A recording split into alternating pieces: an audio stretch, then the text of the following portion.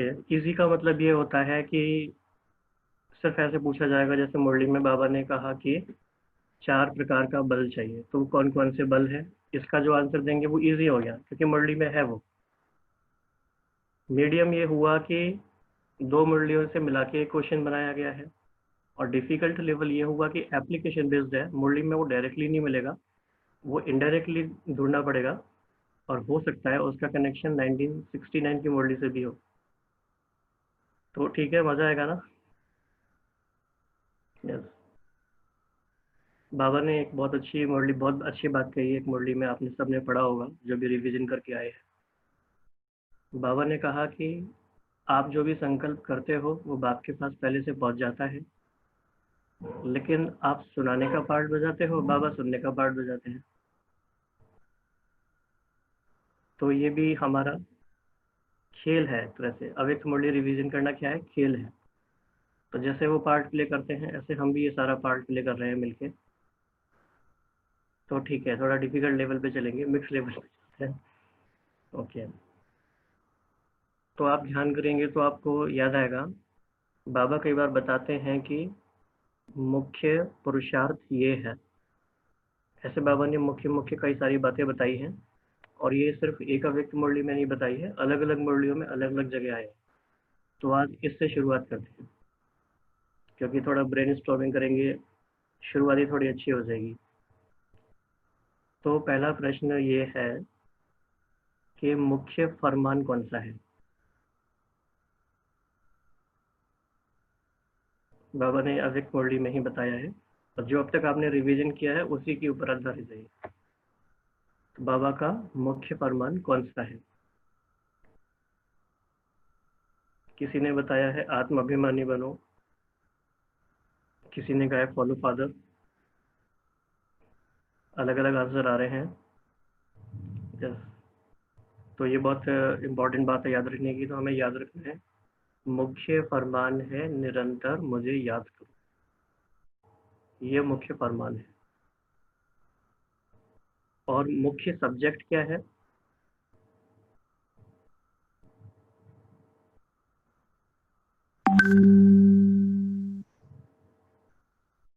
हम्म, अव्यक्त स्थिति बनाना मुख्य सब्जेक्ट है। राइट।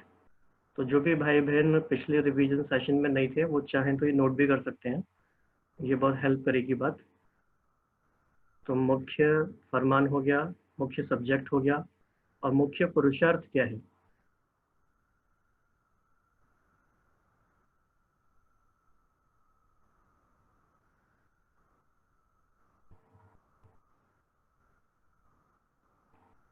बहुत सारे आंसर्स बता रहे हैं आप लोग। कुछ जनरल आंसर्स है, वैसे सारे आंसर सही होते हैं, लेकिन बाबा अभी तक जो हमने स्टडी की है उसके बेसिस पे हमें बताना है। मुख्य पुरुषार्थ क्या है। बाबा ने इसमें कहा बिंदु रूप बनना, बिंदु रूप में समाना, वो आज हम पढ़ेंगे। और लास्ट क्वेश्चन इसमें है कि मुख्य सेवा क्या है।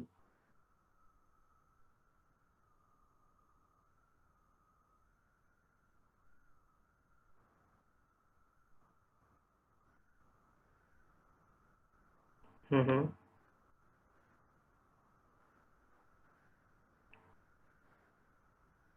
कैलाश भाई ने सही बताया, वृत्ति दृष्टि को पलटाना या चेंज करना, ये है मुख्य सेवा जो बाबा ने बताया। ओके, तो आई थिंक सभी सभी की वार्म अप हो गया, ब्रेन स्टॉर्मिंग हो गई। तो आज का हमारा जो सिलेबस है, जो नए भाई बहन अगर कोई हैं भी तो उनके लिए बता देते हैं। ये 6 मुरलियाँ हमारे सिलेबस में थी इस वीक में, और हर वीक का एक सिलेबस डिसाइड होता है। वो डेट्स पहले से ही डिसाइड होती हैं, और वो कहीं ना कहीं किसी न किसी व्हाट्सएप ग्रुप में आपको मिल जाती है। उसके अकॉर्डिंग इसमें हम रिवीजन करते हैं। तो आज की पहली ही मुरली बहुत पावरफुल, बहुत ही स्पेशल मुरली है, आत्मिक पावर की परख। तो ये 2 फरवरी 1970 की मुरली है। तो बाबा ने, जैसे कि पिछली बार भी हमने डिस्कस किया था कि हमारी आंखें क्या क्या काम करती हैं, तो इस मुरली में बाबा ने बताया था कि हमारी आंखें प्रोजेक्टर शुभी है। और ये बहुत ही स्पेशल मेटाफर है या एनालॉजी है कि हमारी आंखें प्रोजेक्टर कैसे हैं। आप सबने प्रोजेक्टर देखा है वैसे?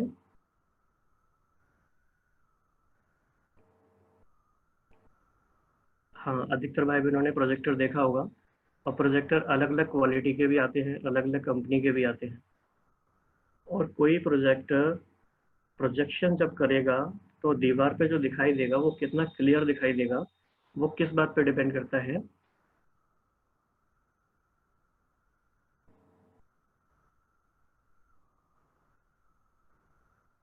तो ये एक तरह से टेस्ट असेसमेंट भी है और रिवीजन भी है, दोनों बातें हैं। तो वो प्रोजेक्शन डिपेंड करता है, किसी ने कहा है रेजोल्यूशन, किसी ने कहा है लाइट। तो दोनों सारे आंसर सही हैं, लेकिन light is the accurate answer.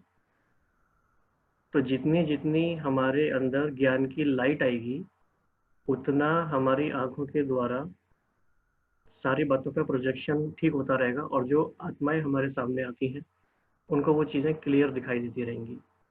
ये बहुत ही अच्छा एग्जाम्पल दिया है बाबा ने, कमाल का। फिर लाइट आती कहाँ से है उसमें? प्रोजेक्टर में लाइट कहाँ से आएगी? बल्ब होगा, राइट? किसी भी शेप का हो, लेकिन एक बल्ब होगा। तो वो बल्ब कितने वाट का है, वो इस पर डिपेंड करता है कि कितनी लाइट आएगी। तो बाबा ने पूछा कि आप कितने वाट के हो, आपके अंदर कितनी लाइट आई है, इसका पता कैसे चलेगा? इसके बाबा ने 3 टेस्ट बताए थे, और ये बहुत ध्यान से समझना जरूरी है। कोई भी अगर नए भाई बहन हैं तो उनके लिए हम इसमें प्रॉपरली पूरा ये रिवाइज कर लेते हैं।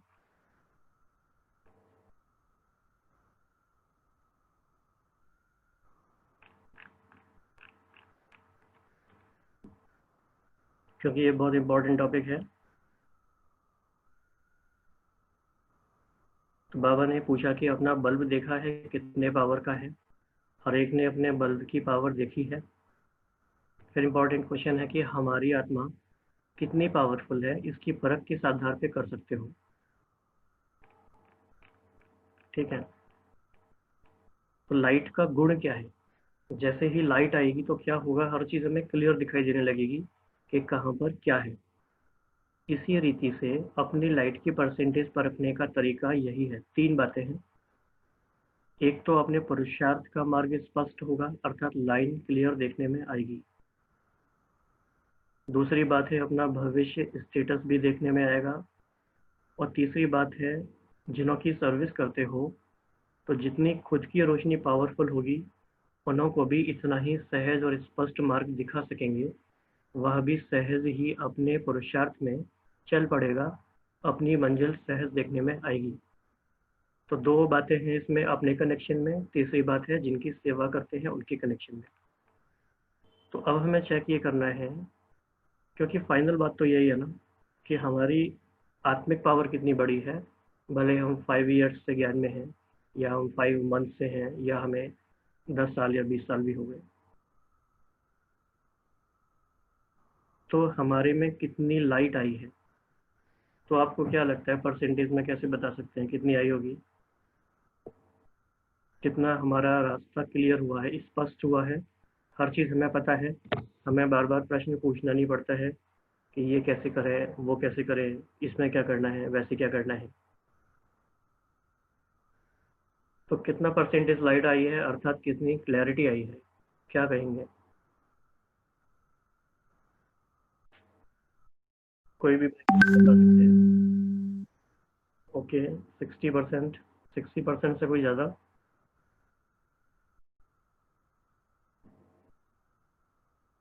ओहो, 90%, 50%, 80%? राइट।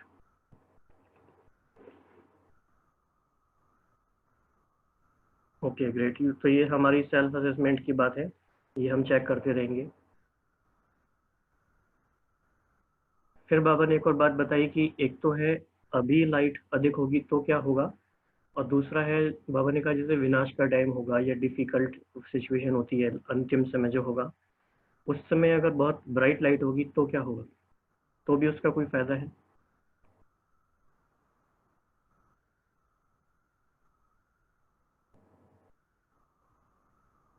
हाँ। तो बाबा ने बताया कि जब लाइट कहीं बहुत अधिक होती है ना, ये बहुत लॉजिकली भी इंटरेस्टिंग है समझने में। जब लाइट बहुत तेज होती है तो सिर्फ लाइट दिखाई देती है, कुछ और नहीं दिखाई देता। ऐसे ही बाबा ने कहा कि आप साक्षात्कार स्वरूप बन सकेंगे और बाकी किसी को कुछ देखने में नहीं आएगा, आप कभी उनको सिर्फ लाइट ही लाइट दिखाई देगी। तो ये भी हमें याद रखना है।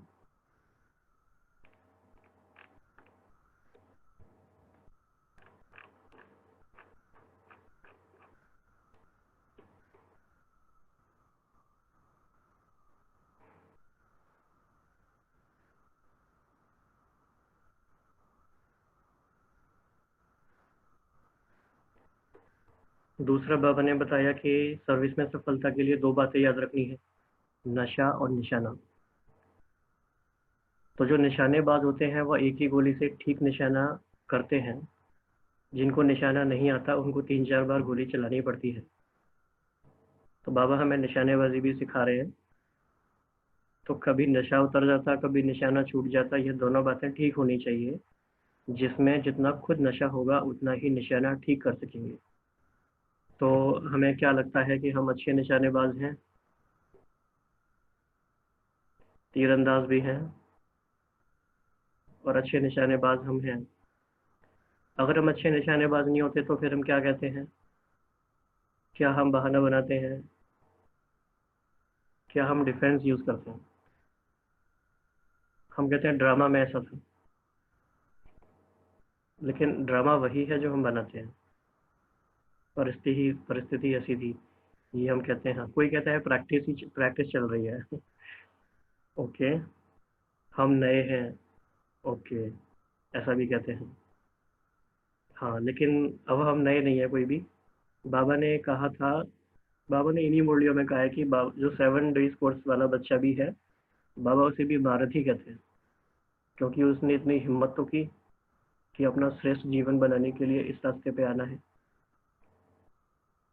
तो ये सब बातें हमें याद रखनी है।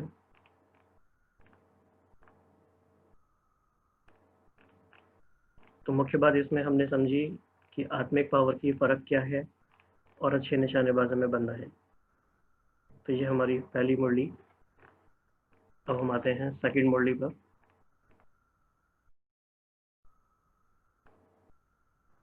बाबा ने इसमें प्रतिज्ञा की बात करी थी, क्योंकि ये शिवरात्रि की मुरली थी। तो शिवरात्रि में या शिव जयंती में क्या होता है, जल चढ़ाते हैं शिवलिंग पर और बहुत सारी ऐसी रिचुअल्स करते हैं।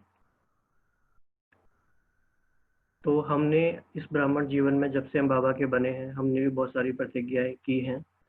तो आज उनको याद कर लिया जाए, थोड़ा रिवाइज कर लिया जाए। तो कौन कौन सी ऐसी प्रतिज्ञाएं की हैं मुख्य हमने? हाँ, तो एक हमने प्रतिज्ञा की है पवित्रता की। ठीक है, बिल्कुल ठीक है, ये बाबा ने हमें कराई है। क्रोध नहीं करना है, ये भी हमने बाबा ने प्रतिज्ञा कराई है। और बाबा तेरा साथ का कभी ना छोड़ेंगे, ये भी प्रतिज्ञा की है। खान पान एक वर्ता, एक बाप दूसरा ना कोई, बाप समान बनने की, मुरली डेली पढ़नी है, एक बल एक भरोसा, लाख करे दुनिया तेरा साथ ना छोड़ेंगे, ये भी 8 घंटे योग की भी प्रतिज्ञा की है। कोई को दुख नहीं देंगे, बलिहार जाने की, चार्ट लिखने की, ये सारी प्रतिज्ञाएं की हैं। ओके। आज हम सब जितने भी लोग यहाँ पर हैं, हम कितने भाई बहन यहाँ पर हैं अभी? करीब 70 भाई बहन हैं यहाँ। हम सब एक प्रतिज्ञा करते हैं आज। करें? हिम्मत है? ओके। आज हम एक प्रतिज्ञा ये करते हैं कि अव्यक्त मुरली रिवीजन का जो हमने सिलसिला शुरू किया है, चाहे हम किसी भी लेवल पे कहीं भी करें, अपने घर पे करें, इंडिविजुअल करें, ग्रुप में करें, हमें जब तक हमारी सारी अव्यक्त मुरलियाँ रिवाइज नहीं हो जाएंगी 1100, हमें एक भी दिन इसमें मिस नहीं करना है। और बीच में हमें छोड़ना नहीं है किसी भी कारण से। तो कौन कौन इसमें शामिल है, ये प्रतिज्ञा आज हम करते हैं। छोटे छोटे प्रतिज्ञा करेंगे तो फिर बड़ी बड़ी चीज़ें भी हो जाती हैं। हाँ, तो कुछ भाई बहन हैंड रेज करके भी बता रहे हैं। तो जिन्होंने हैंड रेज किया है वो हाँ सब हाँ मान लिया जाएगा। Okay.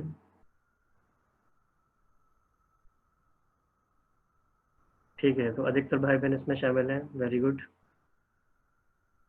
Okay. Okay, hand raise किया है 10 भाई बहनों ने, 70 में से 10 ने किया है अभी। 11, 12, 13, 14, 15, 16, 17, 20, 22, 23, अभी तो आधे भी नहीं हुए। 24, 25, 6, 27, 27, 71 में से 28। सोच रहे हैं अभी, ऐसा तो नहीं है। 30, 31, 32, ओके ग्रेट।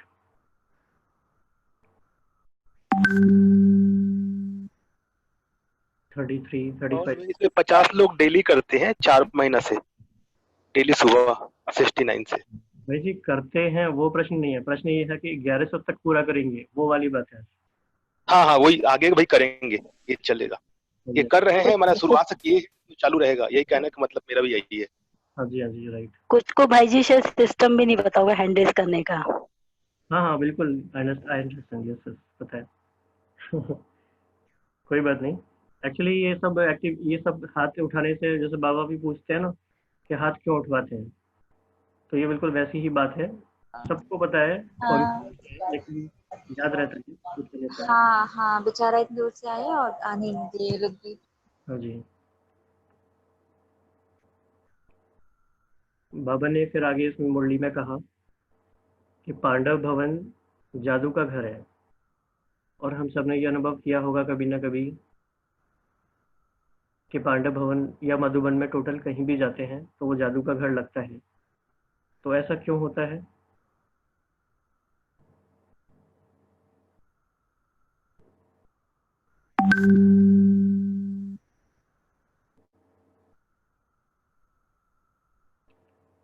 हाँ, तो वहाँ पवित्रता के वाइब्रेशन से, इसीलिए पवित्रता का बल है वहाँ पे, राइट। बाप दादा की कर्म भूमि है, चरित्र भूमि है। हाँ, ये शिल्पा बहन ने बहुत अच्छा आंसर बताया। तो एक्चुअली ये इसलिए प्रश्न पूछे जाते हैं कई बार कि कितना एक्यूरेटली हमारा ध्यान है। तो ये बताया कि बाबा ने कहा कि कोई भी वहां पर आए तो व्यर्थ संकल्पों से मुक्त हो जाए, ये जादू हो। ये जादू कोई कम जादू नहीं है, ये बड़ी बात है इसमें। बाकी और भी आंसर्स हैं कि बाबा चैतन्य अनुभव होते हैं, गॉडली वाइब्रेशंस हैं, एक भी वेश संकट नहीं आता, आदि रत्नों की पालना होती है, बहुत सारी बातें हैं, राइट।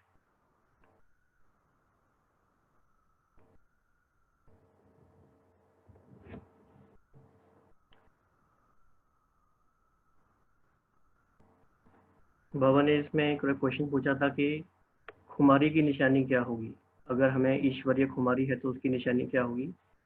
तो इसका अच्छा सा आंसर है कि उनके नयन, उनके मुखड़े, उनकी चलन बोल आदि से खुशी झलकती रहेगी, जिस खुशी को देख कईयों के दुख मिट जाएंगे। तो ये भी हमारे चेकिंग का एक पॉइंट हो सकता है कि बाबा ने इसमें चेकिंग की कुछ और बातें भी बताई हैं। जितना अपने ऊपर चेकिंग करते जाएंगे उतनी चेंज आती जाएगी। 4 बातों में चेक करने के लिए बाबा ने बोला संकल्प, कर्म, समय, संस्कार। तो इसमें जो नई बात थी वो है समय। समय के ऊपर भी चेकिंग करनी है। और इसमें बाबा ने एक मेथड भी बताया कि कदम कदम पर हर रोज कोई ना कोई स्लोगन सामने रख उसकी प्रैक्टिस करो। तो ये स्लोगन वाला मेथड बाबा ने 69 में भी एक बार बताया है, अगर आपको याद होगा तो ऐसा कौन सा, कोई भी एक दो एग्जांपल हम ले लेते हैं। ऐसा कौन सा स्लोगन है जिसको कि याद करके हम चेकिंग कर सकते हैं? तो कोई बता सकते हैं?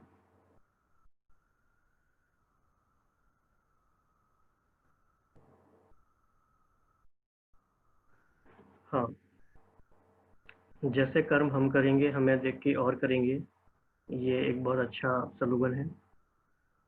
हमारा एक कदम बाप के 1000 कदम, अपनी घोर तो नशा चढ़े, राइट।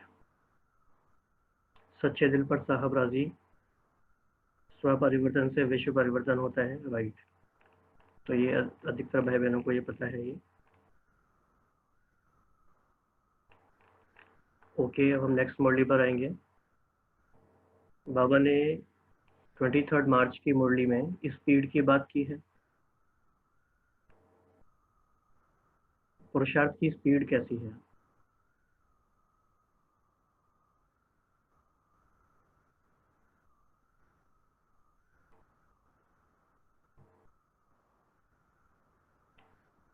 तो बाप दादा क्या देख रहे थे? हर एक के पुरुषार्थ की स्पीड और स्पिरिट देख रहे थे। बाबा ने इसमें बताया कि स्पीड फास्ट होने का क्या तरीका है, कैसे पता चलेगा कि स्पीड फास्ट है। सबको याद ही होगा, वैसे तो बहुत इजी आंसर है ये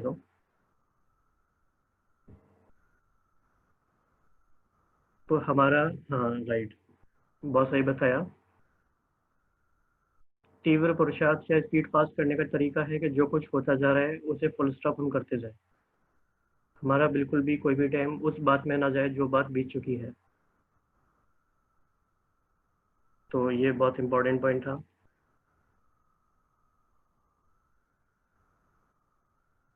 फिर बाबा ने पूछा कि आपके सामने कौन सी लाइन अभी लगी हुई है, कौन सी लाइन अभी लगेगी। फिर बाबा ने पूछा सबसे जास्ती भक्तों की बड़ी क्यू कहाँ लगती है? देवियों के पास लगती है। और साकार रूप में भी क्यू कौन देखेगा? प्रत्यक्षता के बाद जो क्यू लगेगी वह कौन देखेंगे? बच्चे ही देखेंगे। लेकिन बाबा ने इस बात को आगे जोड़ा है,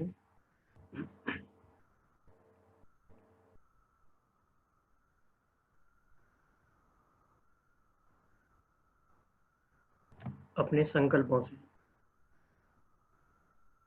और संस्कार मिलन से। इसके बाद फिर एक इम्पोर्टेंट बात है, बाबा ने कहा कि ये काफ़ी अच्छा स्टेट, वन लाइनर की तरह काफ़ी अच्छी लाइन है, इसे हम याद रख सकते हैं कि पहले नंबर में कौन आएगा। तो बाबा ने कहा कि बाप दादा तो सभी को एक ही स्पीड में देख रहे हैं, इसीलिए 1 2 नहीं कह सकते। इस समय सभी 1 की याद में नंबर 1 ही है। तो ये लाइन बहुत अच्छी लाइन है, इसको आप नोट कर सकते हैं कि हम सब बच्चे 1 की याद में नंबर 1 है। और बाबा ने इस बात को अलग अलग बोली में अलग अलग तरीके से रिपीट किया है। बाबा ने एक जगह कहा है कि सभी महारथी हैं, एक जगह बाबा ने कहा कि सभी दादियाँ हैं, कोई बाबा के लिए नंबर्स नहीं है। तो ये लाइन हमें याद रखनी है कि हम 1 की याद में नंबर 1 है। तो ये बहुत इजी याद है, इजी बात है याद रखने के लिए।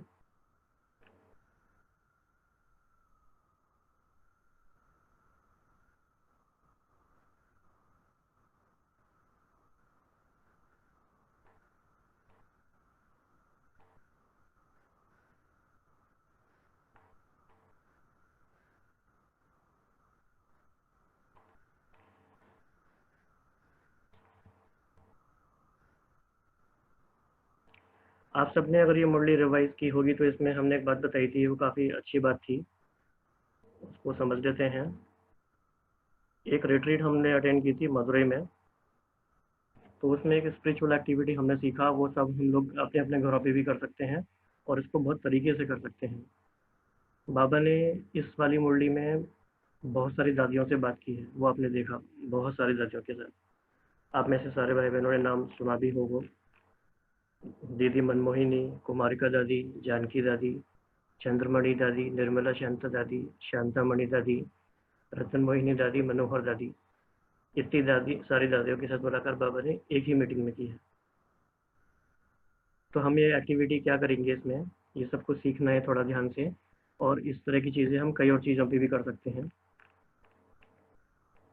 जैसे कि दादियों के ऊपर अगर हमें एक्टिविटी करना है तो हम क्या करेंगे, मान लीजिए हमने 2 घंटे का टाइम निकाला और हमने 8 दादियों के बारे में इस तरह से स्पिरिचुअल एक्टिविटी करना है। तो हर एक दादी के लिए हमारे पास कितना हो गया, 15 मिनट्स हो गए।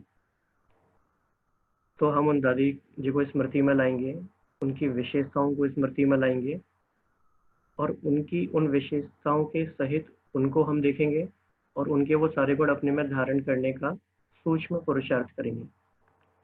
तो ये एक्टिविटी बहुत इंटरेस्टिंग है, बहुत अच्छी एक्टिविटी है, ये करनी ही चाहिए हम सबको। तो इसमें हम एक छोटा सा ट्रायल कर लेते हैं। दादी जानकी जी को हम लेते हैं, ठीक है।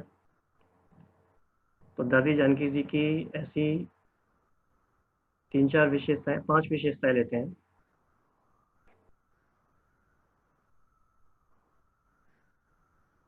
तो दादी जी की ऐसी कौन सी विशेषताएं हैं जो हमें अपने में धारण करनी है?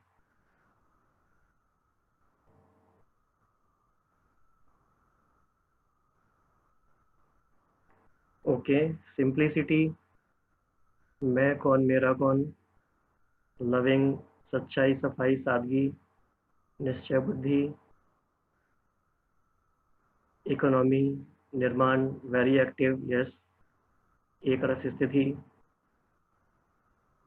सदा हर्षित, एकाग्रता, व्यर्थ से मुक्त, रॉयल, स्टेबल, इकोनॉमी, अचल अडोल, विदेही और मुरली पड़ा, संकल्पों की सिद्धि, वेरी गुड, क्लियर माइंड,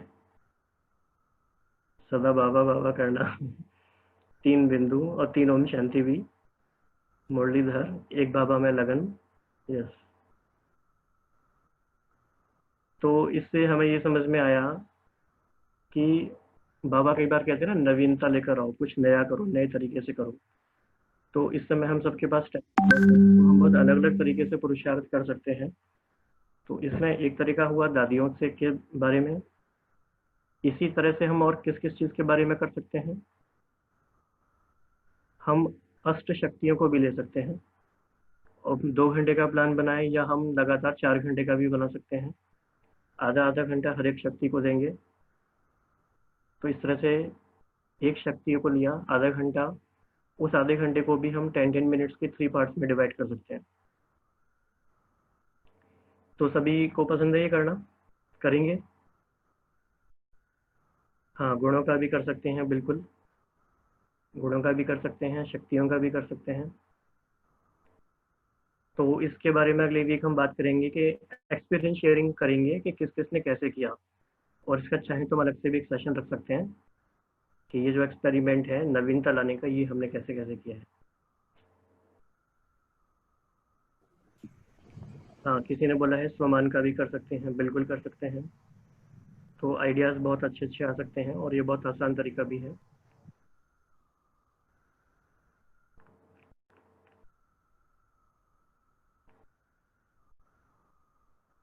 तो अभी हम आएंगे 26 मार्च की मुरली पर।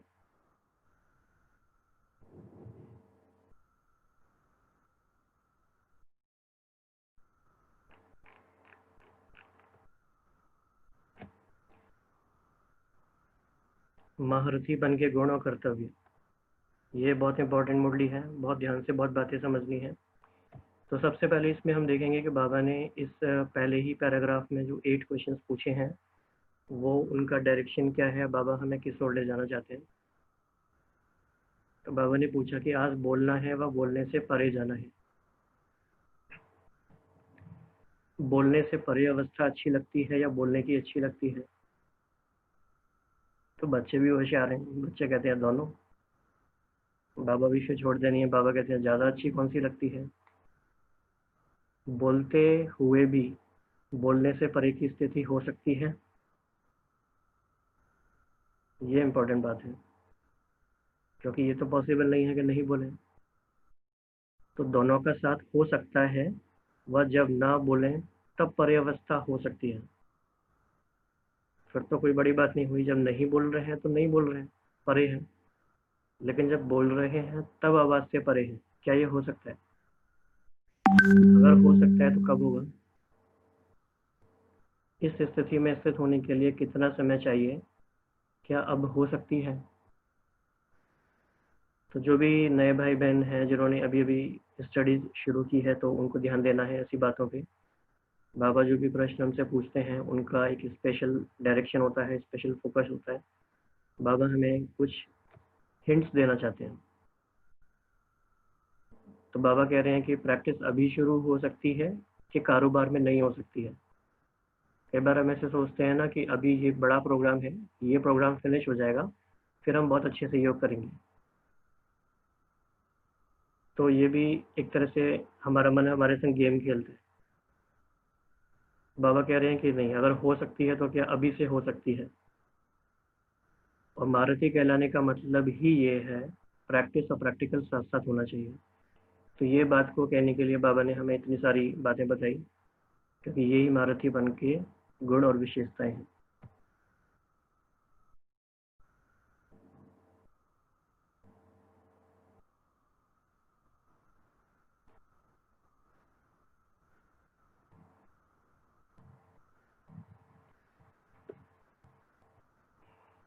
फिर एक इम्पॉर्टेंट बात थी, बहुत ध्यान से समझने की बात है ये। महारथियों की निशानी है प्रैक्टिस की और प्रैक्टिकल हुआ। घोड़े सवार प्रैक्टिस करने के बाद प्रैक्टिकल में आएंगे और प्यादे प्लान्स ही सोचते रहेंगे। तो हमें ये चेक करना है कि कहीं ऐसा ना हो कि हम प्लानिंग ही करते रहें, या फिर हम प्रैक्टिस में इतना टाइम लगा दें कि प्रैक्टिकल में कभी आ ही ना पाए। तो बहुत बातों में हम बहुत प्लानिंग करते हैं लेकिन वो हो नहीं पाता। तो बाबा कह रहे हैं कि संकल्प करना, प्लान्स बनाना, फिर उस पर चलना, वह दिन अब नहीं। मतलब कि सोचो, इतनी स्पीड फास्ट करनी है कि प्लानिंग करके एग्जीक्यूशन करना है, उतना टाइम भी नहीं है। इसलिए बाबा ने पूछा कि अब पढ़ाई कहाँ तक पहुंची है। तो क्या कहेंगे हम, पढ़ाई कहाँ तक पहुंची है? तो बाबा ये क्वांटिटेटिवली नहीं पूछ रहे, बाबा ये क्वालिटेटिवली पूछ रहे हैं। तो पढ़ाई कहाँ तक पहुंची है? तो महारथी बन के क्या गुणों कर्तव्य होते हैं, उन पे ध्यान देना है।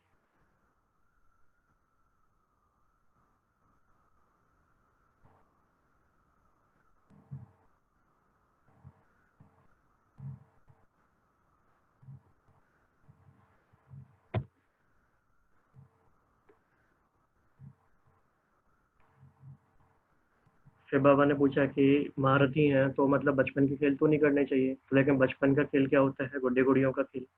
और वो कैसा होता है? तो बाबा बता रहे हैं कि क्या करते हैं, सारी जीवन उनकी बना देते हैं, छोटे से बड़ा करते हैं, फिर स्वयंवर करते हैं। वैसे बच्चे भी कई बातों की, संकल्पों की रचना करते हैं, फिर उसकी पालना करते हैं, फिर उसको बड़ा करते हैं, फिर उनसे खुद ही तंग होते हैं। तो यह गुड्डियों का खेल नहीं हुआ? तो हम में से हम सोचेंगे नहीं, हम तो नहीं करते ऐसा। लेकिन अगर हम बहुत गहराई से सोचें तो कहीं ना कहीं, किसी न किसी बात में ऐसा हम कर रहे होंगे, सबकॉन्शियसली तो कर ही रहे होंगे। अगर ऐसा नहीं होता तो हमारा टाइम आखिर जाता है फिर? तो कहीं तो हमारा टाइम जा रहा है। तो बाबा ने कहा कि जैसे वह बर्थ कंट्रोल करते हैं, और ये कोइंसिडेंस है कि आज वर्ल्ड पॉपुलेशन डे है, विश्व जनसंख्या दिवस है। दुनिया की जनसंख्या देखा जाए तो हर दिन में 3.5 लाख लोग बढ़ते हैं, 3.5 लैक्स पर डे। और इस समय 7.8 बिलियंस लोग दुनिया में हैं। तो वो जैसे पॉपुलेशन बढ़ती जाती है, ऐसे ही बाबा कह रहे हैं कि वहाँ जनसंख्या अति में जाती है, 8 बिलियंस होने वाले हैं। यहाँ पे संकल्पों की संख्या अति होती है। अब इसको कंट्रोल करना है। और पुरुषार्थ की कमजोरी के कारण संकल्पों की रचना होती है। तो इस बात को अगर हम देखें कि हमारे मन में थॉट्स की संख्या ज़्यादा आती क्यों है, तो क्या क्या ऐसे कारण हैं जिसके कारण कि हमारे संकल्प ज़्यादा आते हैं?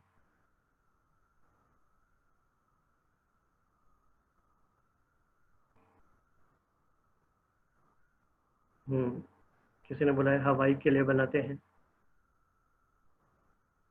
ओके, तो इतने संकल्प आते क्यों हैं, इसमें कुछ कुछ बातें हैं।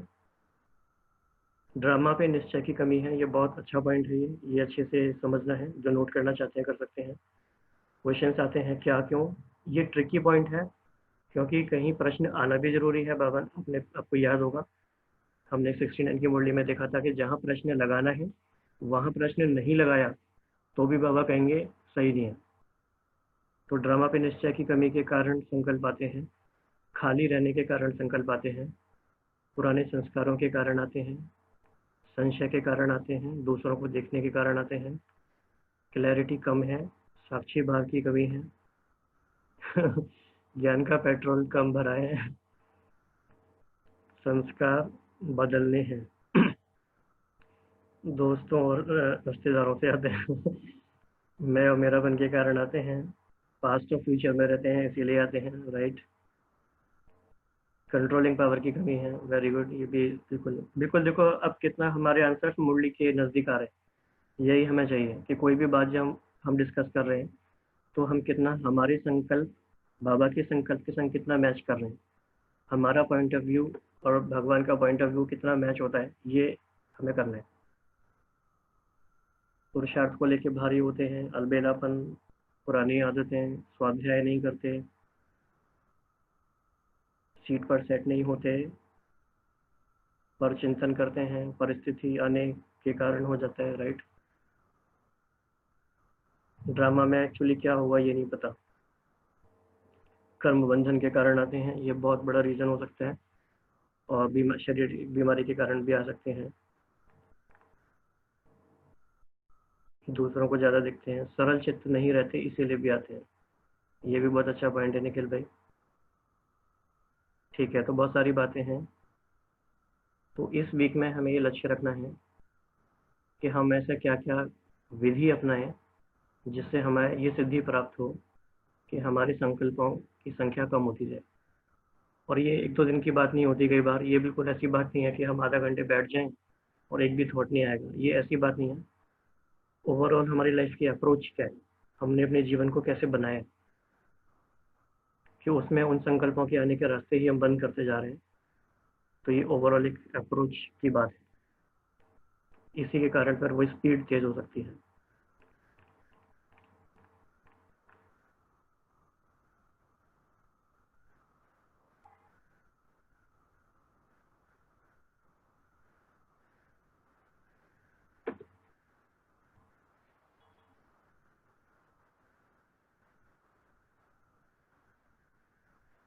बाबा ने कहा कि कई बार जब हम कहते हैं ना कि बाबा आपके ऊपर हम मर मिटेंगे, तो बाबा कहते हैं मर मिटना नहीं है, प्रैक्टिकली कुछ करना है। तो क्या क्या करना है, उसमें पहली एक बात है कि 4 शब्दों को मिटाना है, मैं और मेरा, तुम और तेरा।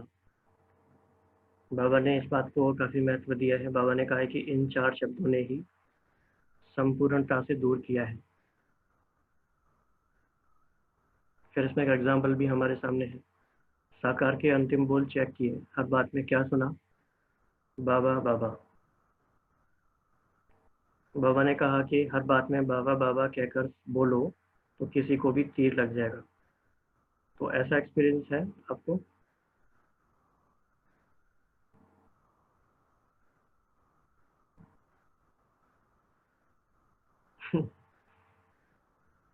राइट।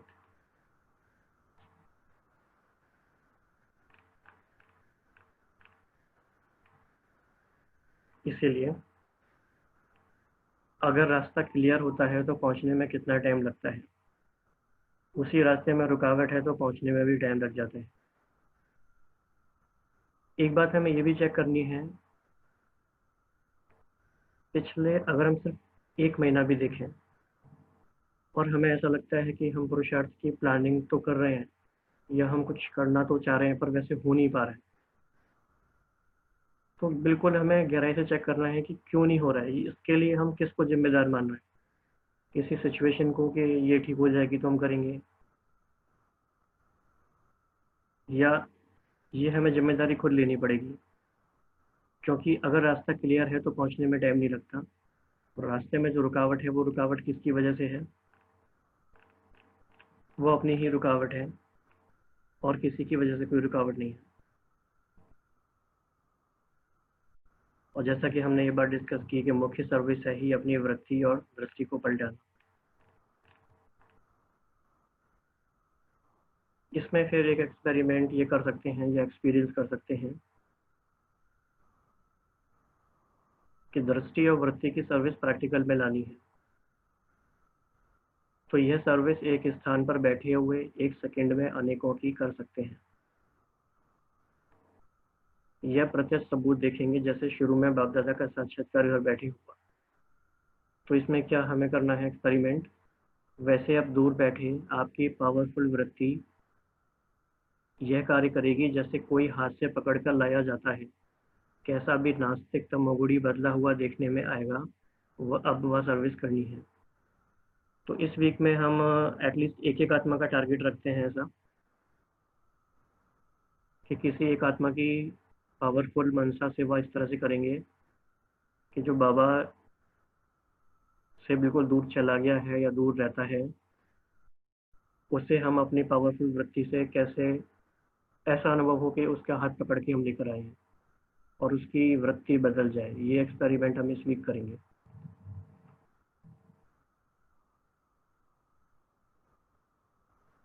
हाँ जी, तो ये भी एक इम्पॉर्टेंट हमारे लिए काम है। बाबा ने ये बताया कि हमें पता ही है कि वृत्ति और दृष्टि में इतनी ताकत है जो किसी के संस्कारों को बहुत कम समय में बदल सकते हैं। ये जैसे जैसे एक्सपीरियंस होता जाएगा तो आपको बहुत मजा आएगा, फिर आपको लगेगा कि आपके पास मैजिकल पावर है। और बाबा का ये बड़ा फेवरेट शब्द है, बाबा ने इन 6 मुरलियों में 3-4 बार यूज किया है। कौन कौन सा जादू बाबा ने हमें सिखाया है। तो अभी से ही बेहद की सर्विस पर बेहद की आत्माओं को आकर्षित करना है। अभी तो आप लोगों को बेहद में अपना सुख देना है, तब सारा विश्व आपको सुखदाता मानेगा। कितनी अच्छी लाइन है ये। अभी तो आप लोगों को बेहद में अपना सुख देना है, तब सारा विश्व आपको सुखदाता मानेगा। और ये बात भी हमने पहले डिस्कस की हुई है, आज फिर से याद कर लेते हैं। जैसे आजकल रिवाज है 3-3 मास में परीक्षा होती है, उसके लिए फेल व पास के नंबर फाइनल में मिलाते हैं। जो बार बार फेल होता है वो फाइनल में फेल हो पड़ते हैं। तो पीरियडिक असेसमेंट होता है, हर दिन परीक्षा जो होती है, बार बार जो परीक्षाएं होती हैं, वो सारे मार्क्स ऐड होते जा रहे हैं हमारे। तो वो आपको सारे दिखाई देते हैं, आपकी पूरी रिजल्ट, पूरी मार्कशीट, उसका पूरा डैशबोर्ड, हमारी किस किस बात में कब कब कितनी मार्क्स मिली होगी।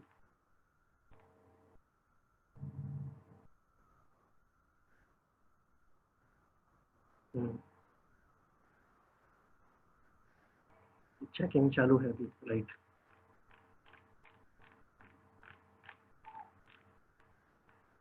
ये भी एक बहुत इंपॉर्टेंट मुरली है, संपूर्ण स्टेज की निशानियाँ।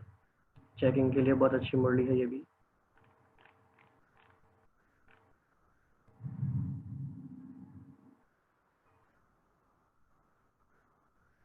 इसमें एक बात हम पहले ये पूछ लेते हैं कि बाबा ने कहा कि एक्स्ट्रा मार्क्स किस किस बेसिस पे मिलती है। एक तो है कि हमने कोई पुरुषार्थ किया, उसकी मार्क्स मिली, लेकिन एक्स्ट्रा मार्क्स किस कारण से मिलती हैं। तो बाबा ने ये भी 4-5 मुरलियों में अलग अलग जगह अलग अलग बातें बोली हैं। तो ये डिफिकल्ट कैटेगरी वाला क्वेश्चन है। तो लास्ट तक हिम्मत रखने से मिलती है मार्क्स, एग्जाम्पल बनने में मिलती है, समय पर सहयोग देंगे तो मिलती है, सच्चाई पर, एक्स्ट्रा सहयोग पर, वेरी गुड, गुप्त सर्विस पे, ये भी अच्छा पॉइंट है। समय पर सहयोग करने से, समय से पहले कुछ करने से, क्या बात है, वेरी गुड। समय पर या समय से पहले, होपलेस केस को ठीक करने से, बहुत अच्छा पॉइंट है प्रीतिबेन। बाबा की मदद, ओके, समय से पहले। तो एक्स्ट्रा मार्क्स मिलती है होपलेस केस को ठीक करने से, ये भी अच्छा पॉइंट है। समय से पहले कुछ करने से, और कह सकते हैं समय पर सहयोग करने से, गुप्त सर्विस से भी मिलती है। स्वस्थिति हमेशा ऊंची रहने से, ठीक है, ये तो मार्क्स मिलती है हिम्मत रखने से।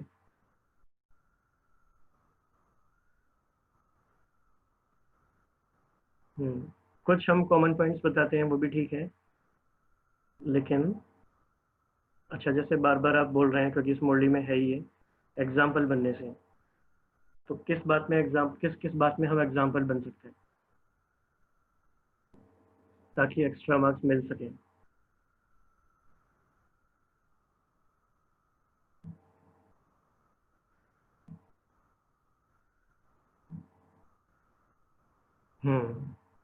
निखिल भाई ने बोला औरों को आगे रखने पर, अपने गुणों के एग्जाम्पल से खुद को चेंज करके, संगठन में रहकर पुरुषार्थ करने से, राइट।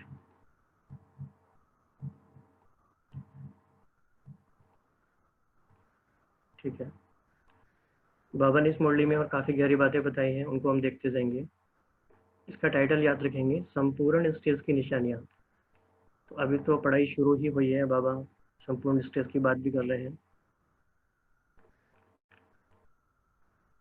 तो बाबा ने इसमें कहा, जब ऐसी अवस्था हो जाएगी, अभी अभी आवाज़ में, अभी अभी आवाज़ से परे, यह अभ्यास सरल और सहज हो जाएगा, तब समझो संपूर्णता आई है। इसकी निशानी ये है कि सर्व पुरुषार्थ सरल होगा। पुरुषार्थ में सभी बातें आ जाती हैं, याद की यात्रा और सर्विस। कितना अच्छा पॉइंट है ये। हमें सब कुछ आसान लगता है, सरल लगता है, इंटरेस्टिंग भी लगता है, मज़ा भी आता है और सब होता भी जा रहा है। बल्कि कई बार तो ऐसा भी लगने लगे कि हम तो कुछ कर ही नहीं रहे, बस कराने वाला करा रहा है, होता जा रहा है। अगर ऐसे है तो फिर बाबा कहते हैं कि ये सर्व पुरुषार्थ सरल हुआ, ये निशानी है संपूर्ण स्टेज की। और दूसरी बहुत अच्छी बात है कि संपूर्ण स्थिति वाले पुरुषार्थ कम करेंगे, सफलता अधिक प्राप्त करेंगे। ये तो बहुत अच्छी बात है। अब आप सोचेंगे पुरुषार्थ कम करेंगे, ये क्या बात हुई? पुरुषार्थ तो ज़्यादा करना चाहिए, लेकिन पुरुषार्थ के कंपैरिजन में सफलता अधिक मिलेगी। इसके भी राज हैं कि ऐसा क्यों होता है। तो बाबा ने कहा कि आज पेपर लेते हैं। फिर बाबा ने एक और अच्छी बात कही कि पास तो सभी हो ही, लेकिन पास विद ऑनर होने के लिए पेपर लेते हैं। फिर एक बहुत अच्छी लाइन है और ये सबको बिल्कुल याद रखनी है, आगे जो दौड़ने चाहेंगे उनको कोई रोक नहीं सकता, अपनी रुकावट रोक सकती है, बाकी कोई के रोकने से नहीं रोक सकता। तो आप में से अगर किसी को ये अनुभव होता है कि बहुत सारे बंधन हैं हमारे ऊपर, कुछ कुछ कारण ऐसे हैं, हम आगे नहीं बढ़ सकते, कुछ बात ऐसी आ गई है, तो बिल्कुल हमें अपने आप को ये क्लियर कर देना है कि हमारे सिवाय कोई भी कारण नहीं है जो हमें रोक सकता है। ये हमें क्लियर होना चाहिए 100%। तो ये आप लिख लीजिए कि I am the only reason which can stop me, nobody can stop me. Actually ये बात हमें अपने मन में 100 बार 1000 बार बोलनी है। No one can stop me except myself. कोई भी हमें रोक नहीं सकता किसी भी बात में। ये सारे बहाने होते हैं जो भी हम देते हैं, राइट। तो ये बात हमें अच्छी से अपने माइंड में कंडीशनिंग कर देनी है इस बात की, नोबडी कैन स्टॉप अस। बाबा ने 1969 में बोला था कि आज बाप दादा तुम्हें विश्व महाराजन बनने की पढ़ाई पढ़ाते हैं, और आज बाबा ने कहा है कि बाप दादा तुम्हें मास्टर सर्वशक्तिवान बनाने की पढ़ाई पढ़ा रहे हैं। What does that mean? जो किसी के भी सूरत में उसकी स्थिति और संकल्प स्पष्ट समझ सकूं। ये भी एक परखने की शक्ति है, जो कि बहुत इंपॉर्टेंट बात है।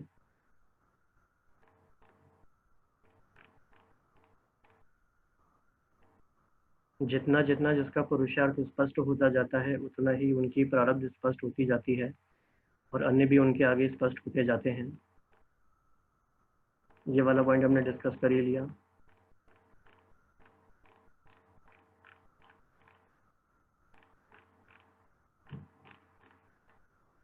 फिर बाबा ने फिर कहा, ये भी बड़ी अच्छी लाइन है बाबा की, अभी अभी का अभ्यास। कितना सिंपल लाइन है ये, अभी आप लिख सकते हो और ये बड़ा याद रखना आसान है। अभी अभी का अभ्यास करना है। अभी अभी आवाज में आए, फिर मास्टर सर्वशक्तिवान बन, अभी अभी आवाज से परे, अभी अभी का अभ्यास करो। तो ये आप लिख लीजिए, ये छोटी छोटी लाइंस बड़ी हेल्प करती हैं। और आप पूरी वीक आप ये प्रैक्टिस करके फिर अगली वीक इस पर हम डिस्कस करेंगे कि अभी अभी का अभ्यास कैसे हुआ। तो कितने भी कारोबार में हो, लेकिन बीच बीच में 1 सेकेंड भी निकाल कर इसका अभ्यास जितना करेंगे उतना प्रैक्टिकल स्वरूप बनता जाएगा। बाबा ने फिर 4 लाइंस देखी, तीव्र पुरुषार्थी, पुरुषार्थी, गुप्त पुरुषार्थी और ढीले पुरुषार्थी। अब कंफ्यूजन आपको ये होगा कि चलो ढीले पुरुषार्थी तो नहीं है कोई भी हम में, लेकिन तीव्र पुरुषार्थी हैं या गुप्त पुरुषार्थी हैं, ये कैसे पता चलेगा?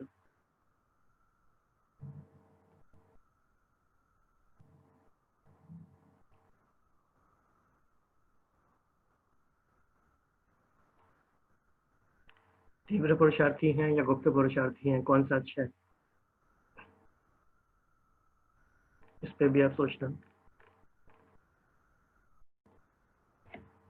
दोनों है, ओके। ये तो बहुत चतुराई वाला आंसर है। तो बाबा ने फिर आगे बताया, क्योंकि मुरली का टाइटल है संपूर्ण स्टेज की निशानियां, तो बाबा बता रहे हैं कि वह विजय के पीछे भी नहीं दौड़ते, विजय उनके पीछे दौड़ती है। हम विजयी बने इस संकल्प का भी वह त्याग कर देते हैं। बड़ी बात है, ऐसे सर्वस्व त्यागी हो, सर्वस्व त्यागी और सर्व संकल्पों के त्यागी, सिर्फ सर्व संबंधों का त्यागी, सर्व संकल्पों के भी त्यागी, यही संपूर्ण स्थिति है। ये बहुत अच्छी लाइन है और ऐसी बातों पे हमें बहुत गहराई से बार बार रिफ्लेक्शन करना होता है। फिर बाबा ने काफ़ी अच्छी बात कही, ये भी हमें एनकरेज करने वाली बात है कि जो स्वयं की संभाल करते हैं वह यज्ञ की भी संभाल करते हैं, जो स्वयं की संभाल नहीं कर सकते वह यज्ञ की भी संभाल नहीं कर सकते। तो ये भी काफ़ी डीप स्टेटमेंट है, इसका क्या मीनिंग है, स्वयं की संभाल करने का क्या मीनिंग होता है।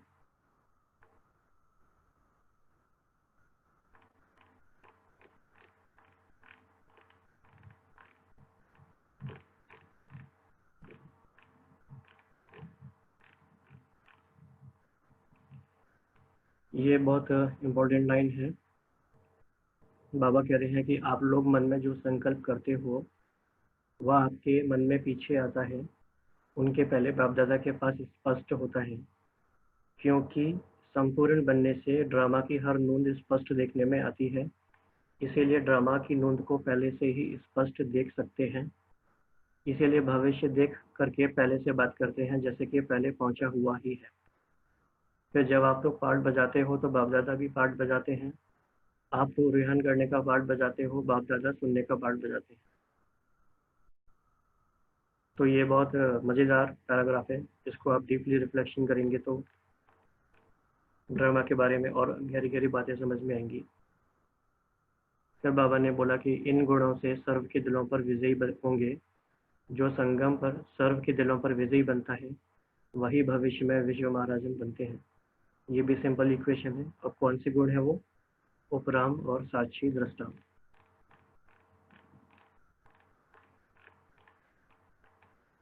फिर जो सारी बातें हमने डिस्कस की उन सारी बातों का सार क्या है, सारे पॉइंट का सार है बिंदी बनना। और बाबा ने इसको मुख्य पुरुषार्थ कहा, बाबा ने इसे बीज रूप स्थिति के भी नजदीक बोला। तो इसमें भी कुछ कुछ मुख्य बातें हैं, उनको देखेंगे। तो अभी का जो पुरुषार्थ है वो है विस्तार को समाने का। समाना और समेटना ये दो मुख्य शक्तियां हैं, और बीच में ये शक्ति होती है वृक्ष के विस्तार को अपने में समाने की। तो ये पुरुषार्थ अब करना है।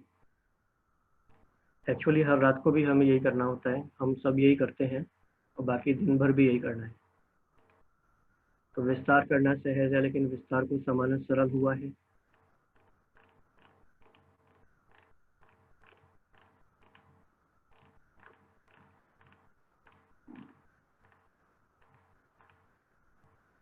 इसको बाबा ने दूसरे तरीके से भी कहा है कि ज्ञान का जो इसेंस है उसमें रहना है, सेंस को इसेंस में लगा देना है। तो ज्ञान का इसेंस क्या है,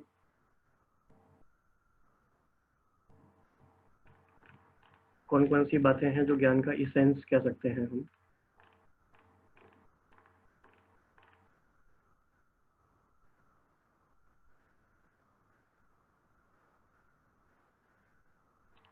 तीन बिंदी है ज्ञान का एसेंस, एक बाप दूसरा ना कोई,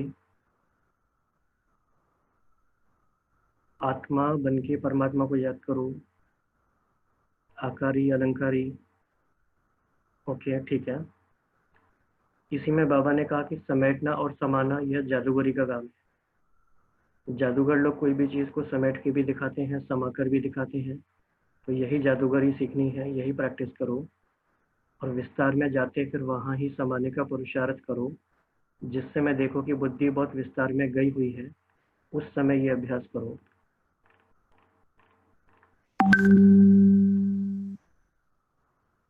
और ये भी एक इम्पॉर्टेंट लाइन है कि प्यारे बनने का पुरुषार्थ नहीं, न्यारे बनने का पुरुषार्थ करो। किस बात में न्यारा बनना है लेकिन?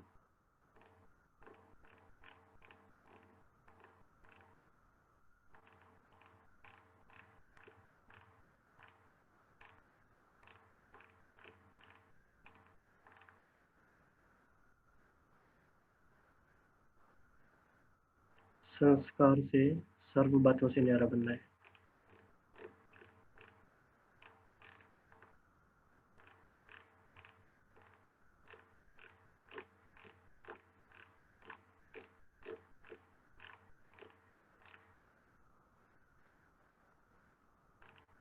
तो अकेले रहते भी साथ का अनुभव हो, यह अभ्यास जरूर करना चाहिए, और साथ रहते भी अकेले समझे, यह भी अभ्यास चाहिए।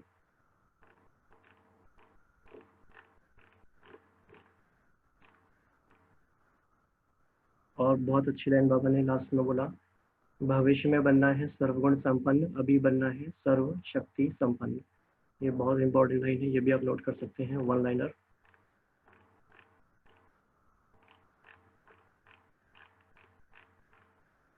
तो आज यही इतना ही, और जो भी सारी बातों को हमने सुना है, समझा है, समाया है, तो वैसे ही उनको फाइनली अब बिंदु रूप में ही समाना है।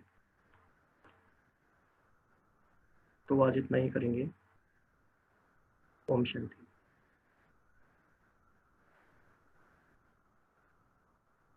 भाई जी आपका बहुत बहुत शुक्रिया। आज का सेशन बहुत ही अच्छा रहा। साथ ही हमने ये भी जाना कि हमें एक्चुअली में कहाँ पे मेहनत करने की जरूरत है, और साथ ही साथ प्रतिज्ञा भी ली कि बाबा की पूरी 1100 अव्यक्त वाणियों को हम पूरा करेंगे, और बाबा की उम्मीदों पर खरा भी उतरेंगे। जैसा कि बाबा कहते भी हैं कि बच्चों से मेरी बहुत उम्मीदें हैं, और हम सभी भाई बहनों की ओर से आपको तहे दिल से बहुत बहुत शुक्रिया।